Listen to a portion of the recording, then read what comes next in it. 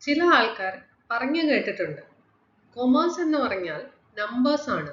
നമുക്ക് മാത്സ് ഇഷ്ടമാണെങ്കിൽ കൊമേഴ്സ് എടുക്കൂ. നോ, മാത്സ് ഇഷ്ടമുള്ളത് കൊണ്ട് മാത്രം കൊമേഴ്സ് എടുക്കരുത്. മാത്സ് സെക്കൻഡറി ആണ് കൊമേഴ്സ് പഠിക്കാൻ. അപ്പൊ 10th കഴിഞ്ഞ് കൊമേഴ്സ് എടുക്കുന്ന കുട്ടികൾക്കുള്ള മെയിൻ സബ്ജക്ട്സ് ഏതൊക്കെയാണെന്ന് നോക്കാം. ആദ്യത്തേത് അക്കൗണ്ടൻസി. ഇത് മെയിൻലി ഒരു എന്റർപ്രൈസിന്റെ കണക്കുകളൊക്കെ പ്രോപ്പർ ആയിട്ട് മെയിൻറ്റെയിൻ ചെയ്യുന്നതിനെ കുറിച്ചാണ്. ഇതിൽ നിങ്ങൾക്ക് മാത്സ് ബേസ് ഉണ്ടെങ്കിൽ മെയിൻലി ന്യൂമറിക്കൽ എബിലിറ്റീസ് അത് ഉപകാരപ്പെടും. Next business studies. നിങ്ങൾക്ക് ഭാവിയിൽ ഒരു ബിസിനസ് സ്റ്റാർട്ട് ചെയ്യാനോ മാനേജ് ചെയ്യാനോ ആണ് താല്പര്യമെങ്കിൽ അതിനെക്കുറിച്ചുള്ള കാര്യങ്ങളാണ് ബിസിനസ് സ്റ്റഡീസിൽ പഠിപ്പിക്കുന്നത്. അതും തിയറിയാണ്, മാത്സ് അല്ല. ഇനി എക്കണോമിക്സ്. അതിലും വേൾഡ് എക്കണോമിയെ കുറിച്ചും മാർക്കറ്റ് ട്രെൻഡ്സിനെ കുറിച്ചും ഒക്കെയാണ് പഠിക്കുന്നത്. മെയിൻലി തിയറി, അനലിറ്റിക്കൽ സ്കിൽസ് അല്ലെങ്കിൽ സ്റ്റാറ്റിസ്റ്റിക്സിന്റെ ബേസ് ഒക്കെ ഇവിടെ ഉപകാരപ്പെടും.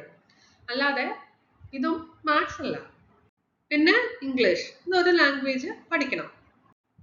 ഇനി നിങ്ങൾക്ക് ഒരു അഡീഷണൽ സബ്ജക്റ്റ് എടുക്കാം. ഇവിടെ വേണമെങ്കിൽ മാത്സ് പഠിക്കാം. പക്ഷെ അപ്പോഴും ബിസിനസ് മാത്സ് അല്ലെങ്കിൽ അപ്ലൈഡ് മാത്സ്, സ്റ്റാറ്റിസ്റ്റിക്സ് ഒക്കെയാണ് നമുക്ക് കൊമേഴ്സിൽ യൂസ് ആകുക, അല്ലാതെ ട്രിഗ്നോമെട്രി ഒന്നും അല്ല. അതുകൊണ്ട് നിങ്ങൾക്ക് മാത്സിനോട് ഇഷ്ടമുള്ളത് കൊണ്ട് മാത്രം കൊമേഴ്സ് എടുക്കരുത്.